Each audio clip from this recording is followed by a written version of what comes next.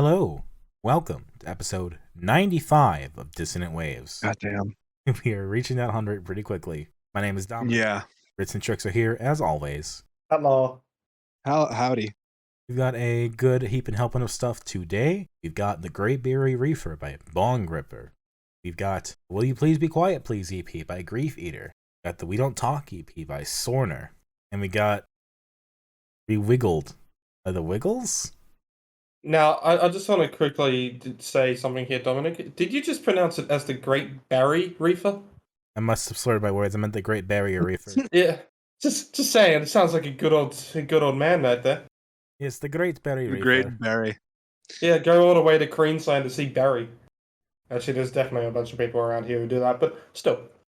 Yeah. The berry strain is always Buzzer. the popular strain this time of year. Anyway, got a couple EPs, couple albums. I think Trix has some Foley work, unless we want to talk about ourselves and how we're doing. I already got into it. I don't know if the mic picked it up. No, not at all. Let me try and do this again.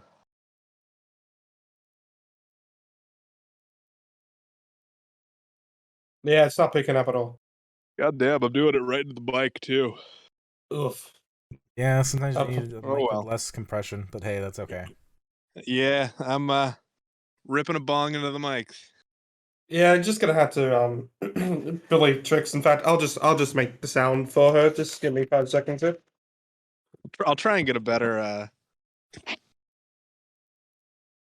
There you go. That's the best I can recreate the sound for you. Okay. That is using peach flavored tea. I'll tell you what, it's good tea. Recommend it. The price of tea too shit is like overpriced. So maybe don't actually pay all that money. Maybe just go and buy the cheap $2 teas. Put some lemon in it. It's getting cold here. Also, steep your teas intensely. I was not gulping down the tea there. I was just doing the good old riding the waves of the tea, I guess. I'm the kind of man who will leave a tea bag in the entire time. Oh yeah. Was that a gay joke? No. Could it be a gay joke? Sure. I think it could be. You can make it one. You can make. Do we want to go start off with an album now before we start getting into our homosexual fantasies? Because I will go in depth. You have just like our COVID fantasies. Yeah. Anyway, we don't talk about my COVID. It was not a fun time. Yeah. Well, that's also why this episode is taken a week later to record than usual, because I was unfortunately out with the spicy cough, as everybody puts it. Yeah. You know, I've never heard that one. The wherewithal to wait until we were on hiatus when I got mine. I still haven't caught COVID yet. Knock on wood. It was the day before my birthday. I had a sore throat the whole day. Thought nothing of it, and on my birthday I felt like absolute shit. And took a test, and tested positive, and was just like, "Well, happy birthday to me." I'll do it. So yeah, happy birthday to you, indeed. I did get the full week off work though. Hell yeah! Do take the positives out of this. All of them, at the same time. Yes, anyway, indeed. Let's talk about Bong Gripper since we're here. Another one of those death metal albums that's a single song for 80 minutes. I'm getting a little tired of covering these. Not gonna lie. Not death, doom. This is a good one, Ritz. It's not that I hate this album. I mean, I think kind of after listening to it, it's just like, I didn't enjoy it as much as Dope Smoker, and I only enjoyed that so much. This was just another one of those ones where it just kind of felt at the end a slog to get through for me. Yeah, didn't hate fair it. Enough. Like, well, don't get me wrong. I can admire the absolute talent that goes into creating something like this. This is, I mean, it's not just Phil Elverum strumming a guitar for 40 minutes. It's not ripping on microphones in 2020 here, but there is actually quite a lot of instrumentation that happens in here. And admittedly, I only listened to this the one time. Stuff like this I can really only listen to one time because it's like watching a movie, to be honest. Yeah, I get that. It's like watching a movie with no visuals, which is honestly better than most of the movies out these days, but that's neither here nor there. I was just finishing up my third time when we had to start. So Hmm. mostly 3 times I've listened to it. And I kind of agree. It's another one of those, and not as good as the other 2 we listened to. I think this one has the best intro out of the other 3 we listened to. No, that's the part I like the least. Oh, that's the part I like the most. I really like that slow, sludgy, and like cleanish intro with just that mysterious Book of Revelations text on top. Mysterious That just or vibes just with up me. your assness? It registers more mysterious for me. Yeah, but how many times have you listened to this album sober this year? More times than I have stoned, believe it or not. All right, fair enough. That I've does take around my argument. I've only listened to this album stoned once, and it was yesterday. But I mostly listen to this album sober. Yeah, fair enough. Yeah, props. I mean, Yeah. Slow clap. Knowing that this is a band that is from Chicago, so, local Chicago represent. Hello. Hell yeah. This is a band that apparently lost their vocalist and made this track and then wasn't super into releasing it, but kind of just released it to friends, and then it kind of got out there. With that in mind, I don't hate it or anything. It's fine. Yeah. But I think that's the interesting part about it is, like, they just kind of created they wanted to outdo Dope Smoker. That was their intention. Yeah. They were going to call it Bong Ripper, but then they called themselves Bong Ripper, so they changed it. The whole goal was to just be better than sleep. Great Barrier Reefer is a great fucking weed pun. I will give them that. Probably changed it because of the pun. It's later. Yeah. I don't mind the pun, but it does wear thin after a while. Admit Fair enough. Like first time you hear it, oh yeah, that's fucking great. And I'm easily entertained. yeah. But after a while, it's just kind of like, yeah. The thing I liked about Dope Smoker and Bell Witch's Mirror Reaper especially was how cohesive this song sounded. Yes, there were different sections. Yes, it could have, in some ways, they could have been cut up into smaller tracks. But I always believed that it was meant to be a single piece. That it was meant to be. Yeah. This one, I don't think of that as much. I really. Yeah, there definitely were a lot of moments, I'd say, in here that you felt like it was just changing into something else because it felt like it had to keep going. There's 3 distinct parts. Yeah, there's 3. There are at least if you 3 ask distinct me. fades. Yeah, because they broke this up into 3 songs for a CD and whatnot. And when you can definitely tell that they're there, even when listening to the full version.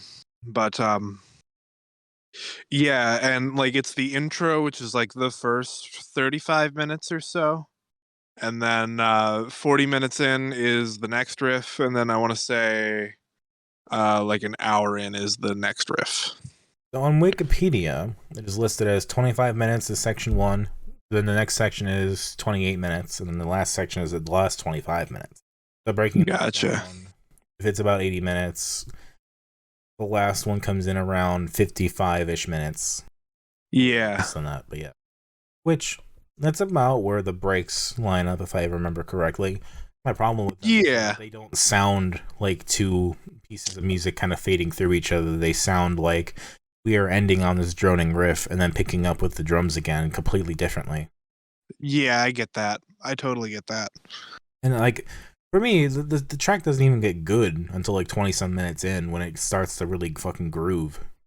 I really dig that intro, I will admit. I mean, granted, like I said, I only listened to this one time. I have no intentions of going back to this. It's something that I know exists, and despite the fact that I'm pointing out the negatives, it's still not my least favorite of the week. I think we'll probably be a bit universal with that one, but there's going to be a lot of criticisms when it comes to what I pick as least favorite. But in here, it just never got going. There was no moments where I was standing out and just like, all right, I need to stop what I'm doing, because I listen to this type of stuff in the background.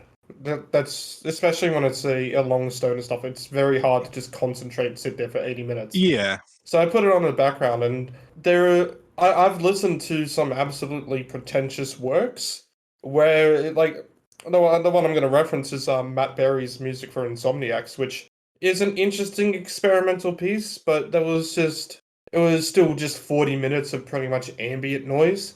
But even in there, there Mhm. was moments where I can remember, granted, because it just synced up with what I was doing absolutely randomly, and it gave me a fucking panic attack. But still, I could actually remember those moments on there. Whilst I'm here, it came through and it just went by, and it was just 80 minutes of my life that could have been spent listening to the King Gizzard album. Sure, another 8. Fair enough. Which has probably just as much stoner stuff on it, and it's probably more memorable. Yeah, I love looking at my notes for songs like this, or I'm just listening to it. I'm just counting down how long it's been. Certain points, like 20 minutes have gone by. Half an hour has gone by.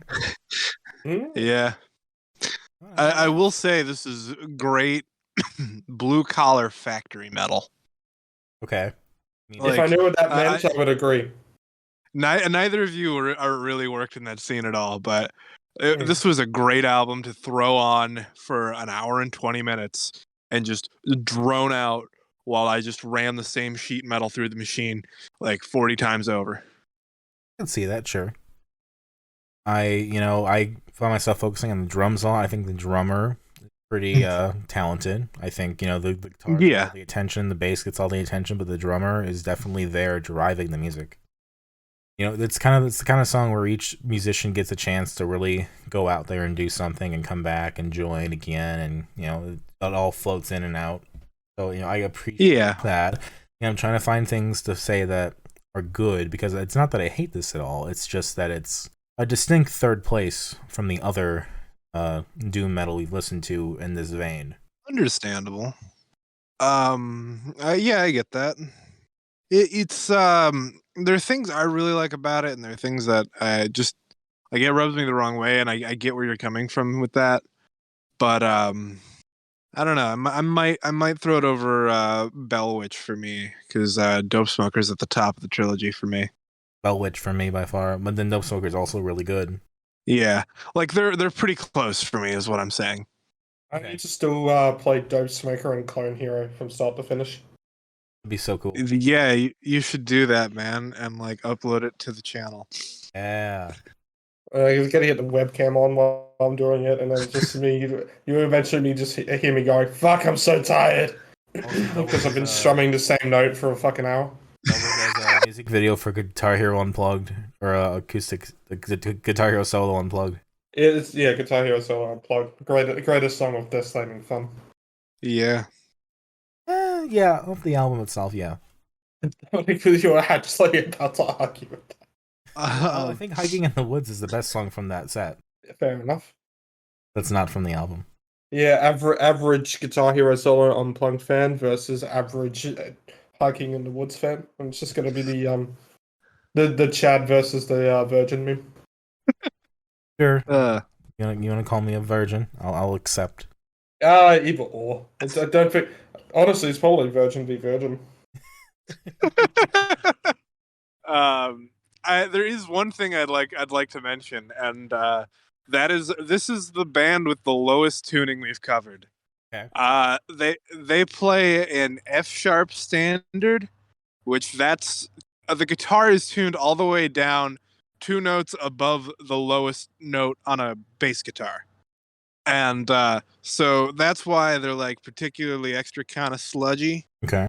Like the lowest before that we had covered was with Electric Wizard's Dope Throne. That was in A sharp standard, which is a whole major third above that. Now, can I ask a question as well?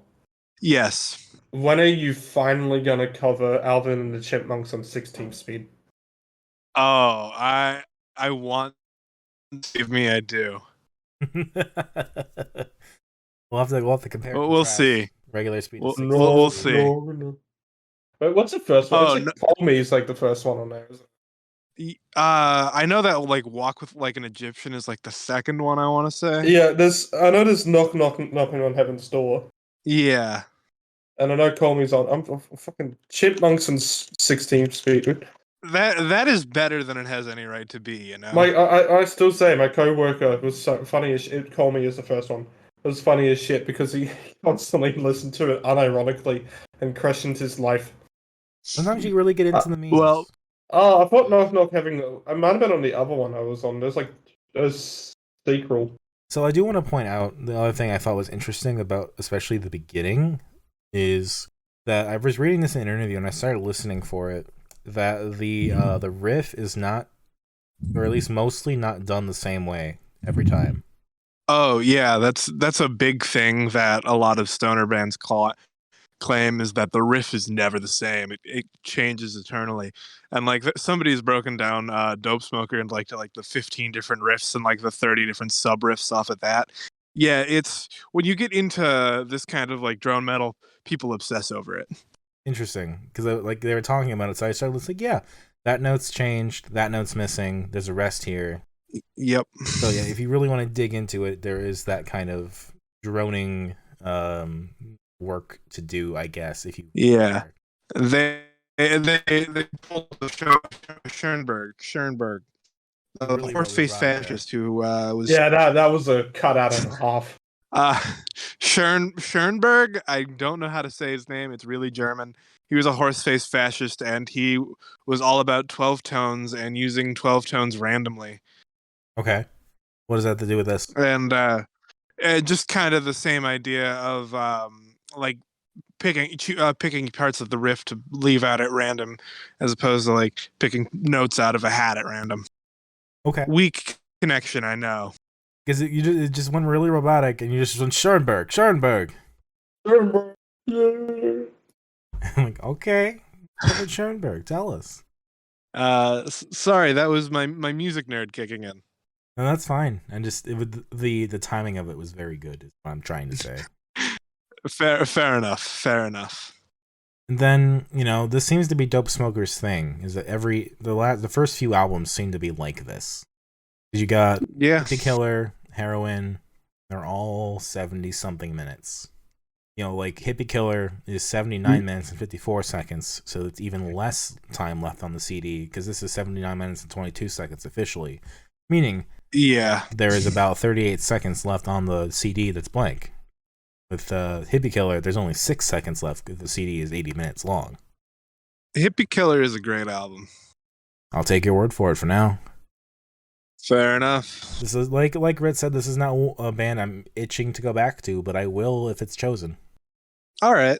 I'll keep that in mind. That's kind of been has there ever been an artist that any of us have picked that the other two have refused to listen to? I know we've not gonna put the names out there. I know we've had a whole don't pick that for reasons known as with the band's history or the artist's history in there. Sure. But I don't think there's ever been a pick that we've ever done that we haven't listened to. So it's kind of like if you pick it, well, yeah, I am forced to listen to it. Yeah, I mean, we refuse. There may be one day where someone will refuse, and that's okay. We'll get through it. Yeah. I think the closest we come is I don't think any of us would really try to listen through another Dee Ramone record. Yeah. I actually started listening to that ironically and kind of enjoying it. I'm not going to lie. You need help. I think there's more Montes records out there, but I don't think we're going to cover those. Yeah, that would be my refusal. That was actually the closest that you two had, and you still listened to it. Yeah, 5 minutes. I think I listened to it only once, and I was like, I'm not listening to it again. And it's only like 5 minutes long or something. That's incredible. But... Yeah, that was the most uncomfortable pick we've done, if you ask me. Yeah, I'm good at that. Do we want to move on to another pick though? Is there much else to say? Does anyone have any other topics they want to cover with Bong? No, not really. It does improve with the rip of the bong. I'll say that. Yeah, well, most music does. Yeah. Yeah, I mean, not wrong. I'm sure the Chicago scene of 2005 was much different than the Chicago scene of today. I'm sure the whole entire makeup was different, but it's nice to see an underground band still get notice and appreciation because it's like Bong Gripper's never been on like a major label. No. Like they've had some mixture with some artists like Conan, but they've never Conan. They have their own record or label, the Great Barrier Records, I think. So yeah, and Conan isn't even that mainstream. They're mainstream in the metal scene, but like if you came up to somebody and like, hey, can you tell me about the band Conan? Nobody would be able to tell you. What would you do? The first person that you tried that with told you the in-depth history by heart. I would go buy them a beer. Fair enough.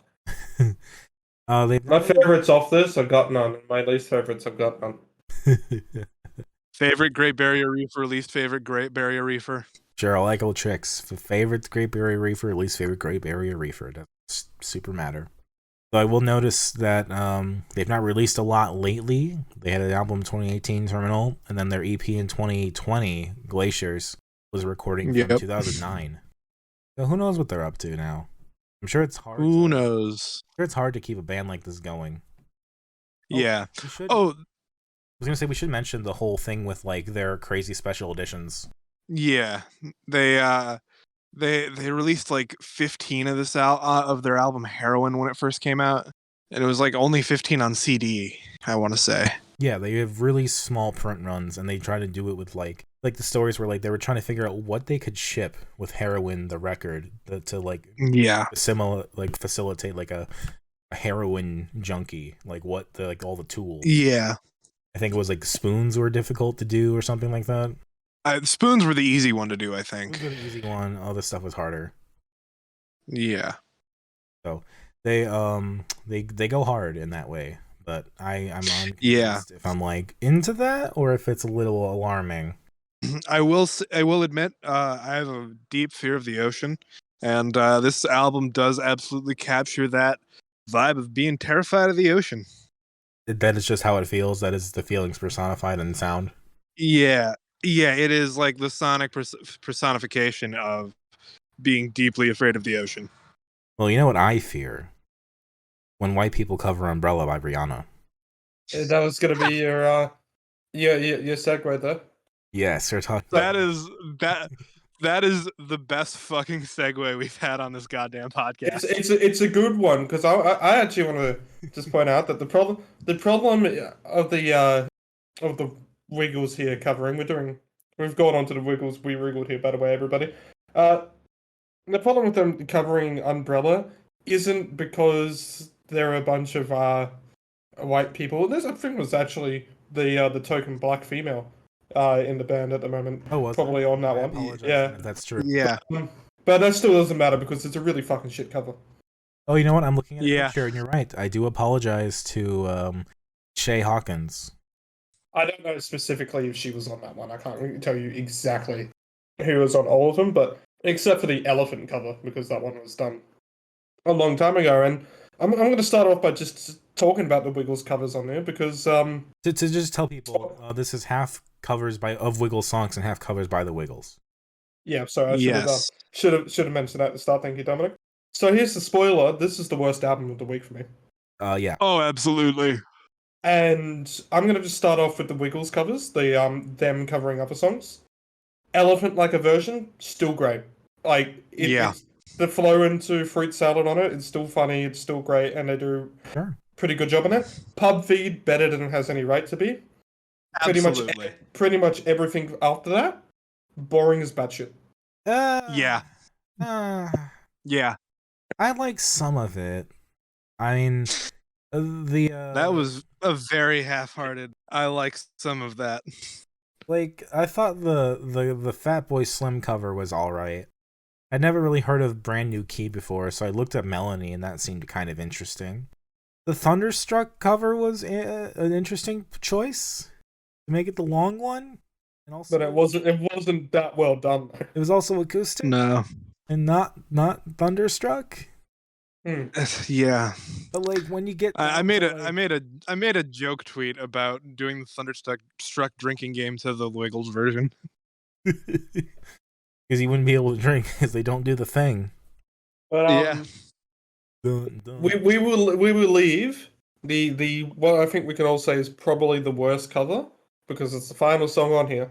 We'll leave that to last. Bohemian Rhapsody. Yeah. Yeah. Apple Crumble, I can at least say, is like, it is what it is. It's fine. Apple Crumble should have been better than it was, though. It just feels so. The problem in here isn't that the instrumentation is lacking because, in by a sense, like they don't have the instruments they need or anything. Because the Wiggles have always actually been quite minimalistic because their whole vibe is just children's music. It's not supposed to be this overly grand thing. It's supposed to be small, catchy stuff. And that's why you let all the other musicians put on those more higher production songs in the first things in the first CD. But the problem is that even with it, the music is still very uninspired sounding because it feels like there should be a lot more impact that's happening with it. Like the elephant one and the pub feed feels like there's a lot more impact happening in the instrumentation that makes it a lot more interesting. But everything else, it's just kind of like this doesn't even feel like good children's music. I don't mind that they've obviously that they've changed a lot of the lyrics that happen in here. I think they've done it in some great ways because obviously the Wiggles are a brand. Like they are a band, but they're also a brand, and that brand has to be very kid friendly. That's why you won't ever see him use words like fuck or shit or piss or all that stuff. Apple Crumble was probably the most explicit song that they're probably covering here, and it was pretty crazy that they actually covered that, and the lyrics are pretty similar. Yeah. Well, they have gotten rid of some very obvious lines. Most of it is still there, and you can still get the idea that it's about a threesome, which that sounds crazy enough to be a funny Wiggles cover, but it's just lacking, and I'm disappointed. Yeah. And that's what really gets me about this, is that it could be better than it is, and the Wiggles are very talented musicians. Now, granted, the ones that we grew up with, and mostly everyone in goddamn Australia grew up with, are really only on the Elephant cover. Except for Anthony, who's obviously still a part of the Wiggles. Most of this is just the newer Wiggles happening in there, and that makes sense. You don't want to completely rely on a bunch of people who are really only doing the reunion and retiring to still be the main forces, especially when one of the good things of the Wiggles is that they do actually, despite being a brand, it's this whole, they do get all the new members into it. They try to get everyone a bit more of a go and stuff. And, granted, newer Wiggles and stuff hasn't always had the highlights. We try our hardest to forget the Puppet Arm song. That one was not good. I don't know that one. I don't know that one either. All right, well, I was going to say keep it that way, but it's show. It's not a good one. Anyway, but still, they are talented musicians. So I know the OG ones originally started as a pub rock band called the Cockroaches that eventually turned into the Wiggles, so that there was a little bit more knowledge besides the Wiggles to their music history. But no one gets into a band that's a popular children's show just because I played the trombone once. The story of it is a little bit more different than just they were the Cockroaches and then were the Wiggles. Yeah. Like there were. I know. I'm putting in a very generalization of it. Significant things happening that necessitated that change. Yeah. But the main disappointment on here is that it just there's performances on here that feel like they should have been done again or just not done at all. Yeah, and we'll find it's bad. You go first. It's bad karaoke done by unprofessional musicians. I wouldn't say done by unprofessional musicians, but it definitely starts to sound like it. Yeah. It's like almost as bad as not worse. If I went to the bar and just heard karaoke night by Susan from accounting or Chuck from the foreman. You know what I mean? Hey, some of those people are sleepers. Yeah, and some of those people are great, but the bad ones, they love doing it. But it's you kind of are you do it, you go up there and sing. You're bad, but you enjoy it. Go up, do it. I would never ask you to release it on a CD or on streaming. Yeah, I mean this is kind of just a novelty thing anyway, and let's not going to try and put this out as this is supposed to be an album that's supposed to be critically acclaimed or anything. Apparently, it actually did reach number 1 on the ARIA charts, which I think this is apparently their first number 1, as in not just on Kids, as an actual all albums chart. Because the other half that's great. That is great. The other half is made for us partially. I want to get to the other half because there was some great stuff which saves this album on the first half. But we need to talk about the 2 worst covers on here. Before we start off with the... we need to preface this by saying that I am someone who believes, usually, that being average is worse than being bad. Being boring is worse than being utterly terrible. Yeah. This is there is a truth to that. I think this is the there is a truth to that. I will definitely listen to Apple Crumble before what we're about to talk about again. We'll start off with the one that you hate, that you were talking about first, because I think that's just slightly better than the other one, and that's the Umbrella cover. Yeah. And God, I really what did they do? Rihanna's Umbrella. It's a great song. This cover's made me love it. Made you love it? It's by comparison. This is bad. Yeah, no. It's I don't know how they're doing it. Unspeakably bad. It's just, what were you thinking? Why would you choose those people to sing that song? Just, you get that little bit of bliss for a while. And here's the thing: I listened to this album once because I just could not. I could not get back onto it. I was just I didn't want to waste my time. 3 times. Wow. All the good songs, I just go back individually. Again, the cover of Pub Feed is fine, so I'll listen to that again. I mean, I went to see them live, and there was a little bit of the same issue, but granted, that was Kudos Bank Arena also being a piece of shit of a venue to watch acts on, in which there was songs where you could actually hear the instruments properly, and it was all great, and you're having a good time like it was watching the kids show again. And then there's just ones where it's just all falling flat. And the Apple Crumble live, they didn't do Umbrella live. If they did Umbrella live, that would have been bad. Apple Crumble live was such a disappointment, because I couldn't really hear anything. It all just got so muffled. Wow. But yet that was still enjoyable, more enjoyable than the Umbrella or Bohemian Rhapsody covers. Oh God, yeah.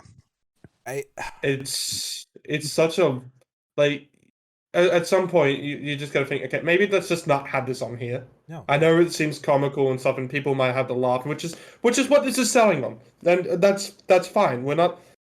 I'm not trying to put in any complaints here and saying, oh, but you missed the point. This is all supposed to be. Yeah, I get that this is supposed to be a joke, sure. And hell, even some of the ones are kind of fine. Like the shipping up to Boston one, I actually thought was pretty funny to do. Yeah, I might play that at a St. Patty's Day party.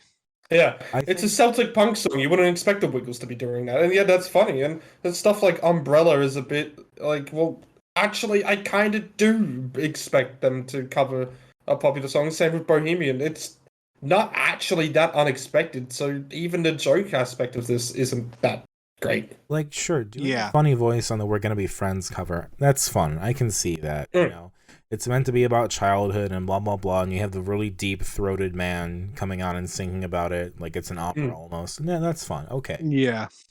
But when you have the cartoonishly voiced man doing the last verse of Umbrella just coming in out of nowhere, or you have the deep-voiced man coming back for Bohemian Rhapsody when Freddie Mercury is such a higher register in that song. Like, we'll get to Bohemian Rhapsody because I got a lot to say about that one. Like, they just do things that don't make sense and don't work. Like, I'm all for making a joke and for having fun and for, like, it's a kid's music, it's a kid's band. They're making a fun of it and doing a thing you wouldn't expect. But I do think there's a line, and the line is like you give Thunderstruck to me, which is at least an interesting cover, an interesting idea of a cover, even if it's not the best. Yeah. Why can't you at least have that very bare minimum for everything else, where it's like it's not the best, but it's at least, you know, done by musicians or like a band that has been around for 30 years. Yeah. Shall we finally talk about Bohemian Rhapsody? Because I want to start it off with the things I've got to say. I think it's funny. Go right ahead. Wellerman, because sea shanties got popular for a second, but go ahead. It feels like the only reason they chose Bohemian Rhapsody is because of the whole Bohemian Rhapsody being considered by a lot of people to be, you know, greatest song of all time, which Bohemian Rhapsody is a good song. I don't think it's anywhere even close to the best Rhapsody of all time. I think songs like Paranoid Android, which I'd call a Rhapsody, are incredibly superior to stuff like this. Rhapsody in Blue is fantastic. That's what I was about to say. Nights of Sidonia, that's a Rhapsody. One of the best songs of all time, in my opinion. But Bohemian Rhapsody is still a good song, but it is a very popular song. And this was made for car trips and stuff, for people to sing along with their kids that are the parents who are going on there like, oh yeah, I know Bohemian Rhapsody, you know, I get that going on with the kids and blah blah blah. And I don't mind that. The cover doesn't have to be great. Most covers of Bohemian Rhapsody, and by when I say most, I'm meaning 99%, because there's 1% that I haven't heard, are terrible, because as much as Cream can get overhyped a lot, they have a lot of songs that really shit me to tears. But songs like Bohemian Rhapsody, Freddie Mercury's vocal performance on that is pretty unmatched. It is a good song. So when you do try to cover it, you get a lot of people who try to oversing it. Yeah. And don't quite actually get how the vocal was flowing with the songs. Or then you get cases like in here, where it's so undersung that it is incredible. Yeah. This was sung all in one key, it sounds like, and probably the same note the whole time, and they didn't even make sure that note was good. I still argue that the best version of Bohemian Rhapsody not done by Queen is the Zero Wing parody. You remember when people got pissed off because Kanye covered it as a concert? Yeah. And I just remember watching it and just like, he's just doing it at a concert. Yeah. What's so fucking wrong with that? And hell, even if they played it, I mean, this got played over the speakers at the concert, and people were singing along, but people were also singing along to that fucking Venga Boys Boom Boom Boom, I Want You in My Room song, so I don't really think they had a high standard there. I would gladly listen to Kanye West cover Bohemian Rhapsody any day. There's a Ballpark Music cover of it that they did live at a festival, which isn't too bad, because they just did it as a cover at a concert, and I don't mind that stuff. Hell, I'm not trying to say this stuff doesn't deserve to exist, but it exists, so I'm fucking criticizing it. Yeah. Yeah. I just think it's ironic considering how much care the other artists put into doing Wiggle songs.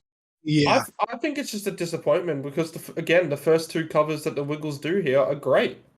There's so much... Absolutely. There's so much love in the Elephant cover. It's what makes it... It's the best off here by far.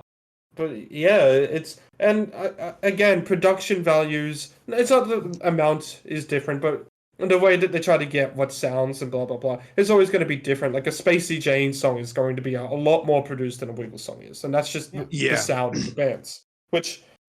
I'm tired of talking about the Wiggles covers now, so let's actually go on to the covers of the Wiggles songs, which are thankfully saving this album from being an absolute why did I pick this? Yeah. Hot potato, hot potato. DZ Death Race did a good cover. Potato. They were just having so much fun, and you could tell that. Sorry, Absolutely. Yeah, fair enough. Now, there's some surprisingly really good covers on here of the Wiggle songs. I mean, I think we'll all probably say one of our favorites is Donny Benet's doing Sicily. Yes. Oh yeah. Yeah, he's made that so sexy. Holy shit. Yeah, like that is too sexy for a Wiggle song. Yeah. Donny Benet is somebody who we've talked about is not the best singer in the world. He's able to figure out a way to make that song work while he's not like super selling the vocals and super like he's sensual in it, but he's not like oh my god, I'm like fucking killing this. He doesn't need to kill it. That's the whole thing. That's always been Donny Benet doing it. But like his vocals aren't bad. No, I'm not saying Donny Benet gets by on raw sex appeal. Yes. Yeah. I mean the Spacey Jane cover of Dorothy, My Favorite Dinosaur, is actually surprisingly tight as well. They got the catchiness of the original on there as well. San Cisco, I thought also did a pretty good cover of Holiday. Didn't mind the Chats and Emma Donovan and the Putbacks as covers as well, which are a lot more kind of like just do the regular dance kind of regular songs, or just like, hey, here's a dance we created type of song. And I think they were doing that kind of fine. Put a little bit of a rock twist on it, I guess you would say. It wasn't the highlights of it, but they were done fine. I do like the song back after they did Pub Feed. Yeah. Some of these were a bit more forgettable than I wanted them to be. Like, unfortunately, the Melbourne Ska Orchestra one probably could have been a bit better. But I've never been a big Melbourne Ska Orchestra fan either. I can't unfortunately remember the Custard one, which that's actually that's a little bit more relevant because Custard has Dave McCormack as the frontman for them, who if you don't know is one of the I think he's the main voice actor for the dad in Bluey, which is somewhat popular overseas, but mostly really popular in Australia. I've heard of Bluey, yes. Fair enough. Never heard of either. I think Bluey was brought up on a previous episode, even. Yeah, I think I brought it up in the last one talking about it. But the artists on here have done a really good job. A lot of these artists as well. Well, not a lot, but like a couple of these artists actually went on tour with the Wiggles when they were doing their reunion show as well, which was very good to see. Like DZ Death Rays, and Polish Club were big ones of that. Luca Brasi as well, I'm pretty sure, was on one of them, but I could be wrong. I think, unfortunately, the Sydney show just had a bunch of Western Sydney rappers and Justice Crew. That was annoying. I really like the cover of Big Red Car, personally. Dami Im, our most successful Eurovision artist. Who I'd never heard of before this, so I was interested to learn about She I can't remember if she won, but she was on either, I think it was X Factor or something like that. X Factor, I believe she won X Factor. Yeah, and then she came second when she was in Eurovision. Yes. In a controversial year, we consider it here, because it seemed like they really rigged the votes to stop Australia winning that one. That was when because Eurovision always has a lot of European politics. Yeah. Europe hated each other around that time, so they also said fuck it and voted Australia. Great time. I love Eurovision. Yeah. On the love on her. What was the one where UK? What was the year where UK just got 0 points? Probably all of them. United Kingdom gets no votes most of the time because no one likes the UK. Yeah, that's fair. I think it was straight after Brexit, though. Yeah. Like on Dami Im's Wikipedia, her genres are listed as pop and gospel. Mm. That is the two modes. And she picked one for Big Red Car, and she did a good job. Mm. Yeah. Yeah, like I said, this I've said it many times. I'll say it again. The first part of this album is 100% what saves this record from being a dud pick. Because this is a reunion for us with Spacey Jane, with Luca Brasi, yep, with the Chats, and Donny Benet. Yeah, and then there's other artists on here that I've wanted to cover, but still don't really know how to bring up. And it's that. I mean, DZ Death Race, I listened to a shit ton back in 2016. San Cisco, they had a huge hit here with Awkward, which was on every fucking mobile phone ad ever. Polish Club, not really wanted to talk to myself, but he, Novak, the singer from that, is in the Yours Music Discord, so little shout out to him. That's cool. Stella Donnelly, actually a pretty good singer-songwriter that I need to talk about a bit more. And Custard, I'll probably bring up one day, because they have a song called Music is Crap, which is just an absolute tune. Hell yeah. Hell yeah. All right. Then, meanwhile, they start out with, like, Australian, and they cover, like, Tame Impala on the other half, and Chats, and then they go wide. Yeah. Yeah. When I look at all the covers that they've done, I do praise that they've tried to at least make it a lot more of a range here, so it isn't just isn't all popular tunes. Yeah. But I still wish they would have just, if they were going to pick some pop tunes, they would have picked some others. Yeah. Yeah. Also, the singles released for this, again, it's weird. Elephant was a single, obviously, because that was a different thing. Yeah, that was like a version segment, so that actually, because there was the whole hype for that. I remember listening to it live because the presenters are like, "Oh, we got the Wiggles on to do a cover," and everyone was just expecting like some pop tune, and they picked Elephant, which isn't even the most popular Tame Impala song. I think he mentioned it. That's pretty cool. In his Discord at the time. Yeah. And it's a good cover. I still enjoy it a lot. Second single from this was Apple Crumble. Yeah. Third single, Holiday. San Cisco gets the single. Yep. Damn. And, yeah, it's all right. It's not my favorite one. I think I like the ludicrousness of like the Chats doing "Can you point your fingers and do the twist" a lot more than like some of these, but. I just also got to point out, when I was talking about Papadam earlier, here's a great picture that can help you get the start to this. Oh. Okay. Yeah. Dominic's already realizing where this one's going. Oh no. No. No. Goddamn. Okay. See, I remember when I saw Crywank live, and he was talking about he had regret for calling one of his songs Hikikomori, because it was a Japanese word and he should have been using something that was English or British or something. But the whole thing was talking about isolating yourself or something like that, which is what the song is referencing. So I don't think that was cultural appropriation, especially not after having seen the Papadam song. No. When it's referencing a concept you can't have is an exact word for in another language, I think that's fine. Yeah, that's more than fun. That's how language evolves and crosses barriers and things. That's how we get better words. Yeah. English is Yeah, a mix of everything. maybe Papadam will become an English word. The English taking another thing from India. Dear to God. But yeah, with the first half being good and the second half being bad, it's really hard for me to figure out what to do with this. Yeah. So I completely cut out for a bit there, but I'm done with talking about this. If we want to move on, I'm saying with the first half being so good and the second half being so bad, I don't know what to do with this. cut it in half and call it a day. Yeah. Okay. Favorites probably Sicily and Elephant. Least favorite Bohemian Rhapsody. Favorites? Yeah, I'll agree. Okay. I was gonna say I'll agree, but I'll throw on the chat song, the pub feed. I like Sicily. I like Bed Car. I like Raw Fruit Salad. I like Hot Potato. I like Dressing Up. I like Baba Da Bicycle Ride. You know, a lot of good songs there. I just hate Umbrella and Bohemian Rhapsody so much. Fair enough. Now let's get on to some good music, huh? Now finally some good fucking food. Well, let's do the little prologue I built into this with the Sorner EP. You don't talk. And whilst you do that, I'm gonna go defrost some meat. Okay. I might have a hot take about Sorner. Yeah. I like this better than Griefeater. What the fuck? Yeah. Okay. Interesting. Yeah, and I liked Griefeater, but I clicked with this one.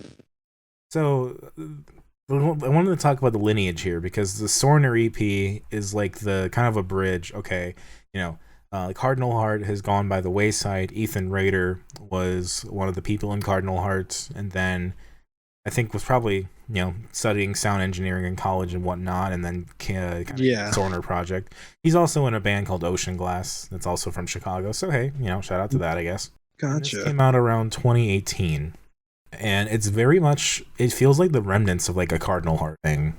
Yeah. Or like a reflection on that, because it just reuses the voicemail from that album.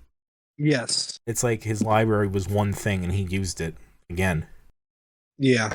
It's not bad. It's quite chill. I can definitely like kind of sense kind of everything in it. The Cardinal Heartness, there's some Griefeater in it, I think. But it also reminds me a lot of Owl City in a way. Yeah, I actually do totally get that. Like Ethan's voice at best is described as a decent rip on the Owl City guy. Like it's not great, it's not perfect, but it's like that genre, that style he could do pretty well. He could. Now I totally wasn't away for a while here, but I'm assuming we're talking about the Sorner EP. We are. Yes. And yeah. Trix likes it. I probably should have listened to this one before Griefeater. Yeah. Yeah. It felt like a step down to me. Well, yeah, it kind of is in a way, because I was talking about how this was made in 2018. This is a project, I think, that bridges kind of Cardinal Heart and Griefeater, you know. It's just Ethan Rader doing a thing by himself. You know, he's studying sound engineering at the time, I think. You know, he was of college age, I think, around then. So this is like a personal project to get through some of that and work through that in school. You know, cool. This is really kind of chill tunes. Not my favorite, but like I was saying to Trix, I have Owl City vibes. I definitely hear both Cardinal Heart and Griefeater in here. And it's really like, it's like beachy, but beachy at like sunset. Yeah. Good type of EP for me, but I think it's something that you do have to kind of to put on for the sake of the lore of this whole. I think it's incredible that we've kind of gone from shitty Facebook songs to this now. Yeah. It's an evolution that we've taken a very long time to get to, and we'll probably talk about it when we talk about Griefeater. But I'm starting to realize exactly how correct you were by starting off with Cardinal Heart and then just getting into here. It's been a very interesting ride to get to, and now that there's finally something actually worth listening to in it, it's making me go to all this stuff, not with a better look, and with the Sorner stuff, and I'm just going like, yeah, maybe they actually did listen to the criticism. Yeah, that's the thing. It's like, this EP isn't bad. It's not amazing, but it's like it's good. It's a better improvement over I was telling Trix about how like they just reused the voicemail, and it's like Ethan had one library, and it was just that voicemail. And of course, he uses your favorite cassette sound, Ritz. Yeah, it's the best cassette sound of all time. And don't need another one. We already got it, boys. It's probably comes with Ableton or something, right? No, just found it on Sound Bible. Okay, it's probably where he went. Yep, 100%. But I didn't even mean to start a Cardinal Heart, really. You know what I mean? Like this didn't mean to be like a lore thing at first. You started this off at the April Fools, which we've now successfully talked about every album that we've done on the April Fools, except for the Farrah Abraham today. So yeah, good on for that. So there's shout out to Farrah Abraham again. Yeah. But yeah, like if you go back to it, my interest was sparked by Weekend Run Club, and then I started doing all the local stuff. Cardinal Heart was like, oh yeah, look at this fucking album from my past that somewhat is a thing for me. Oh yeah, Lucas Skoukas is really interesting. Let's go to the Lucas Skoukas stuff now. Yeah. And that was kind of a non-starter, I feel like. But I feel like we've kind of now gone into the third phase of this. So since then, we've been doing more stuff, and this is how things evolve and change. And I really like exploring that, and I thank you for being on board with doing that. Yeah. We want to move on to Griefeater, because that's the one I had the most to say about now. Yeah, absolutely. Sure. We can talk about favorites, least favorites with Sorner at the end. Honestly, these are meant to be like it's a prologue for Griefeater. So I'll start off with the words that Dominic wants to hear. I like this EP. There are some influences that are on here, but it doesn't feel like a complete ripoff. And if we're comparing this, I'm going to compare a lot of the evolution to Cardinal Heart here. Cardinal Heart felt completely like they were a fucking Tiger's Jaw ripoff, and they had no idea what made them good. Griefeater, they start to sound like a Silver Sun Pickups knockoff, but they actually understand what makes Silver Sun Pickups songs good. What is that? Well, the thing is, there's a lot of with the Cardinal Heart thing. It made it just like a whole like, oh, the lyrics are angsty. You gotta hear how upset I am about all this kind of stuff. It was a real feel sorry for me kind of album that only made me want to tape his mouth shut. Griefeater, when it comes to these comparisons that I'm doing to Silver Sun, because it's not only just the vocals, how they were working with it kind of reminded me a bit, because obviously Lucas here is actually a bit more high pitched. But the instrumentation actually kind of really reminded me out of it with this kind of shoegazy type of vibe that it had going on with it. But it didn't feel like it was just muffled for the sake of it. It kind of allowed these little bits of, whilst they are small, there are those little bits of contrast that happen sometimes in the music here that I was going like, okay, cool. This sounds a lot more musically structured, and it makes it start to seem like everything has a point of being here. I don't think this is a perfect EP or anything. There's still some problems. I think Lucas still does need a little bit of work with his vocals. Sometimes they are a little bit off-putting, but there is an absolute huge amount of potential in this EP that I don't think they had in anything else that they've released, either Ethan or Lucas here.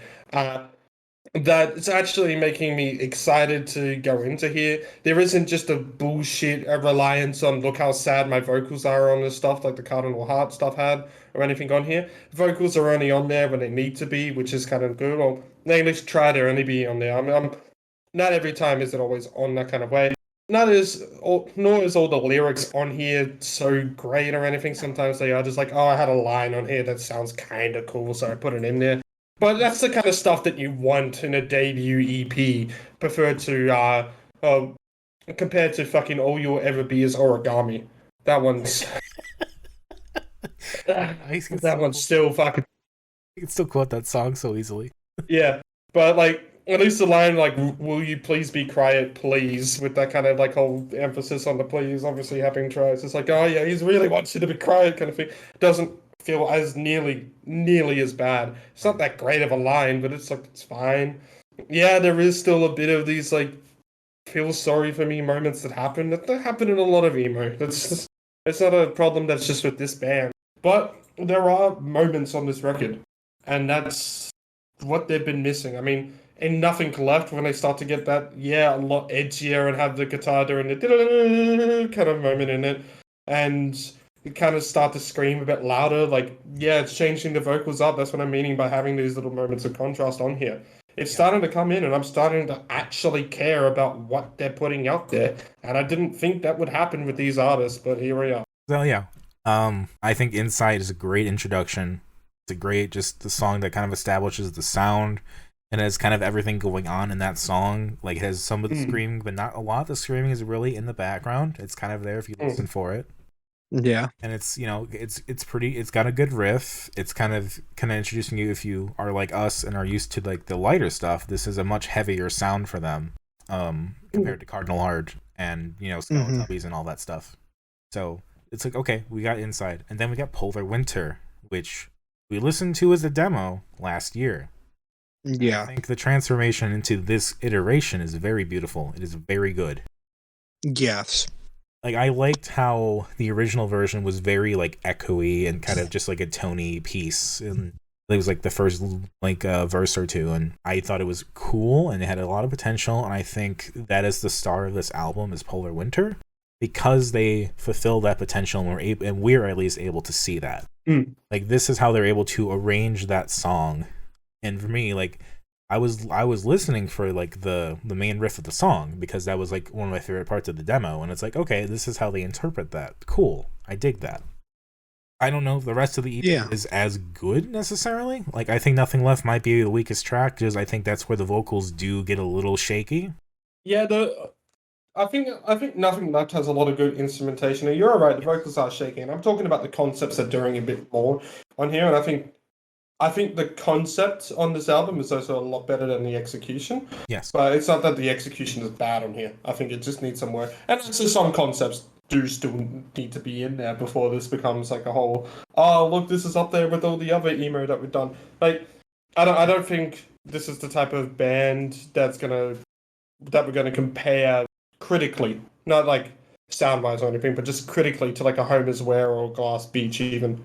I mean, for a bit. Maybe they'll get there, but at the moment we're not going to be saying that like on that kind of level here. But this is something where the instrumentation, or like just in the actual concepts of the song. I know it's a real like pretentious critic way of just using the word concepts, but it's easy, so I'm going to do it.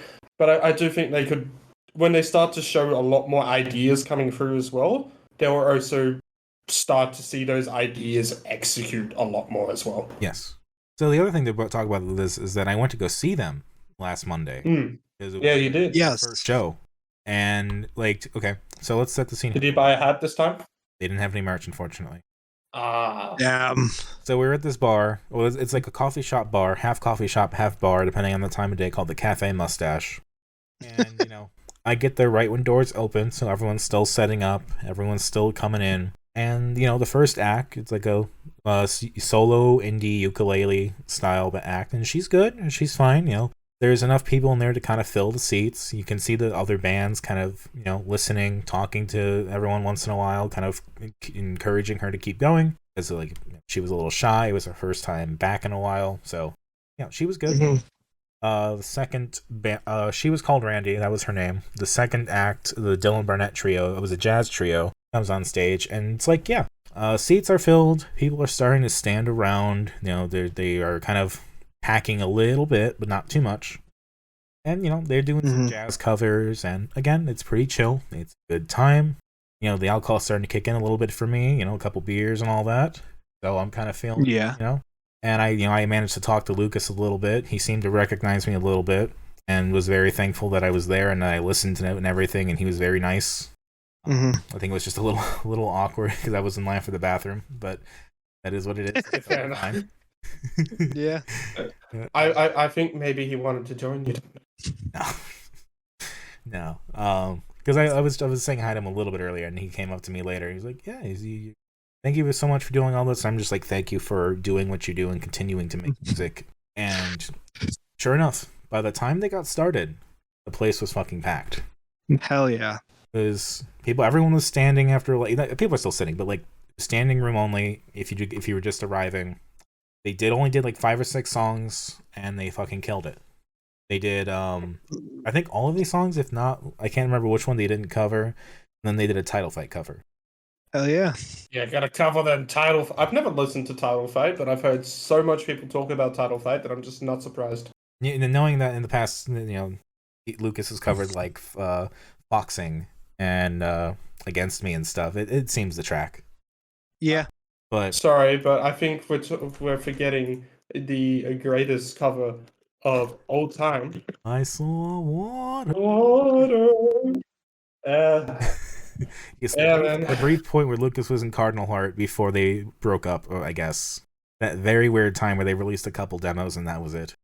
Yeah, because you see on the Cardinal Heart Bandcamp, he's a part of the Better Along or whatever the fuck it is. I can't remember, and not in the cloud. So he at least has that going for him. He was in the Better Yeah. Cardinal Heart release. Mm. But yeah, all of them, Eric, Lucas, Ethan, Max, really good job. Fuck, it was good. Like, they were really shocked how many people were there, and it was like a lot of friends. It seemed like people that they kind of knew or in because I think Lucas is like a cycler, so there's a lot of like bike people in the community. But That's cool. people were there to see them, and it was their first show. That's impressive. So they already had like a groundswell of support. And, there's me kind of taking photos and video and kind of trying to document it a little bit because fundamentally, I do think this band has a lot of potential. I do think there's an avenue. You saw I posted the opinions of the Oz Music Discord's chief. I'm gonna call him the punk/hardcore, but he's obviously got that bit of angst. A resident opinion, and he's seeming to pretty much agree with all this. I think maybe this is the band. Not that you would die if you slept on them, but I think it's worth when you're knowing about them to keep them in your in your radar. Yeah. Yeah, absolutely. And funny enough, this week I somehow fell into a conversation with Harry Green from Masatui. Fair enough. And I was trying to sell him a little bit on the album. I don't know if he listened to it, but I know you've talked about how he's really into that scene, so maybe he'll find it eventually. That's cool. I can't remember if that's Mouse or not though.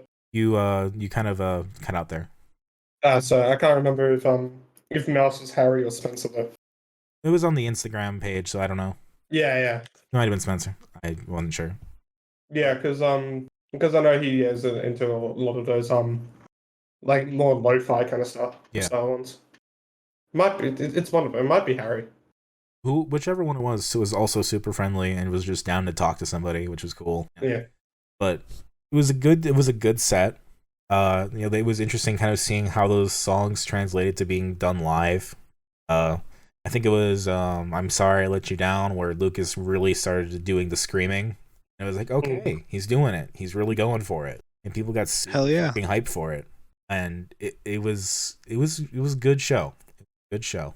Not my favorite, but like it was pretty up there just in terms of the energy, what it meant. And like just for us, the lore of it is cool. That's good. Really, really hope they continue. And because I haven't really finished covering the album itself, I think Nothing Left is kind of the weaker point. I'm Sorry That I Let You Down again is kind of where they start showing what else they can do in terms of, because I think the thing about this band that has a lot of potential is the contrast in that they are a heavier band, they are doing shoegazy, metally riffs and stuff, but Lucas being so high pitched is an interesting counterpoint to all of that, where you think a lot of it would go gruffer, would go more masculine and like deeper voiced, but it's more in like the Origami Angel pitch register. You just wanted to make the Origami comparison, didn't you? It was just what came, yeah, fair enough. Innocent. But like it's like if Origami Angel started going that far into like metal, like they do a little bit of it on Gami Gang, but like they really committed to it. Like it might sound a little like this. Yeah, that'd be interesting if they try to do that. But I think it's cool that this band is covering something that is not the ordinary, that is doing something different. And I think I've always said on this show that what people need to succeed as a band, as a new face in the crowd, is to have a unique vocalist, is to have a unique style that sets them apart. And I think this is a good introduction to doing that. Yeah. I still think some of the lines are a little weak and kind of, okay, they're a little cheesy. Like they repeated Live Sabor thing, Mm. or the very end of Will You Please Be Quiet, Please. Trying to get into reading because my thoughts are also fleeting. Trying to get into writing, make the long words feel inviting. I don't know exactly what that. It's kind of interesting, but like they really double down on it. Yeah. You said you liked Sorner more, but can you talk more about this all? This was a good album. As I'm thinking over it now, I would actually probably rate them about equal. Yeah. I just liked the vibe of the Sorner album. That's all I can explain right now.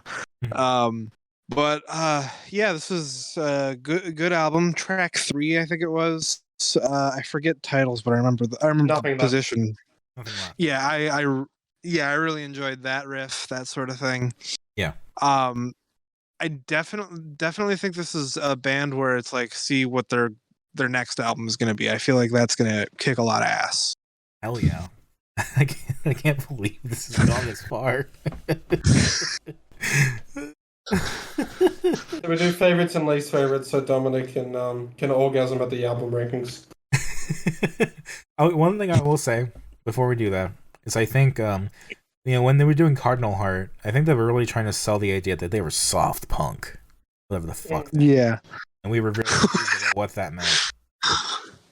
But soft in the pants. But if I had to pick something that was more akin to what I would think a soft punk edge to something would be, this is closer to that. Like I think his voice is a good example of what soft punk could be, because he can do the hard screaming stuff, he can do kind of the tighter vocals, but he seems to be most at home with more melodic, looser, higher pitched tones that are not always what you'd expect. Yeah. Anyway, that's what I just wanted to say about that really quick. Shall we do the album rankings? Favorites and least favorites. Oh yeah, favorites and least favorites. Oh god. Fuck. Polar Winter, I think, is gonna be in my top tracks of the year. So that's definitely Damn. I will probably rank this album pretty high, because just based on the satisfaction of it being as good as it is. But I also think Inside's a really good intro. Least favorite is probably Nothing Left, but I do like this album overall. And for Sorner, I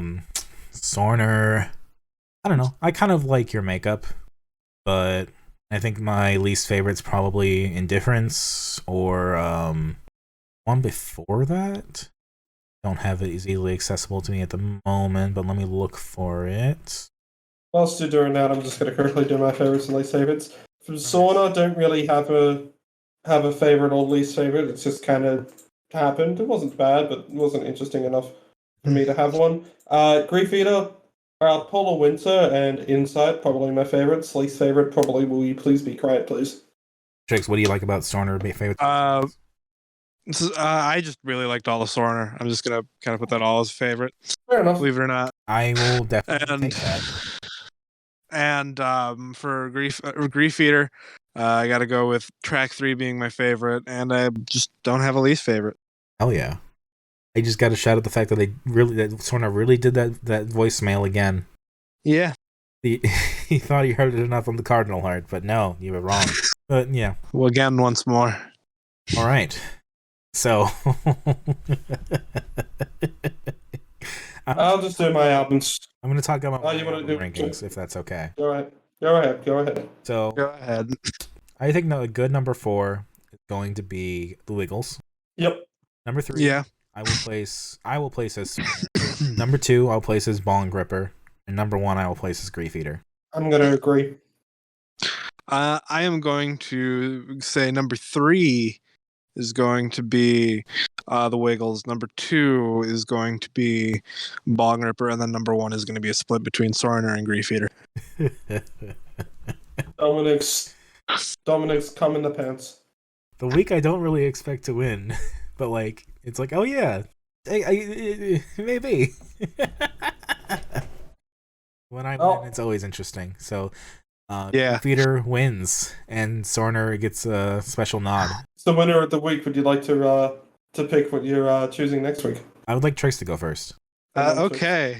I am going to be choosing a band we haven't talked about since 2020 with the passing of the drummer. And this gives me a chance to geek out a lot about a band I really like, and we're going to be doing because it's the 40th anniversary coming up of it. Rush's Signals. Fair enough. It's actually been a long time. I didn't realize we hadn't actually talked about Rush in that long. Yeah.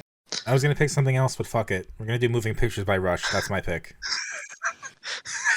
Yeah, I was gonna pick something. I was gonna pick something else, but you know the rule: if you can't beat them, join them. So I'm gonna pick 2112 by Rush.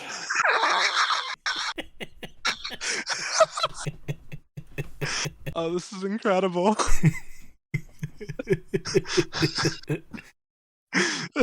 Maybe I should. Yeah, fuck you, man. Maybe I should have had Ritz go first, because I was hoping it would be a situation where the two of us would pick Rush and he wouldn't. Yeah, fuck you. Fuck you, cunts. I do not. I if anything, I win in this situation. Oh yeah, absolutely. All right. So, that's great. Now picked. We're doing a Rush Spectacular, our second spectacular episode of the podcast. The first being, and it was started out as a complete surprise. Oh, this is incredible. We're gonna do Rush's Signals, Rush's Moving Pictures, and Rush's 2112.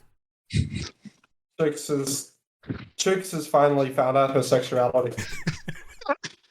Rush sexual. Yeah. Why do I feel like that's a thing? Well, probably. Probably. Well, until I'm blissfully unaware of all that, I have been riddled. You can catch me on my website, everyone, because I GitHub.io. I also have a YouTube channel that's in the description below. I'm going to make sausages salad for dinner. That's another Wiggle song, I'm sure. Nope.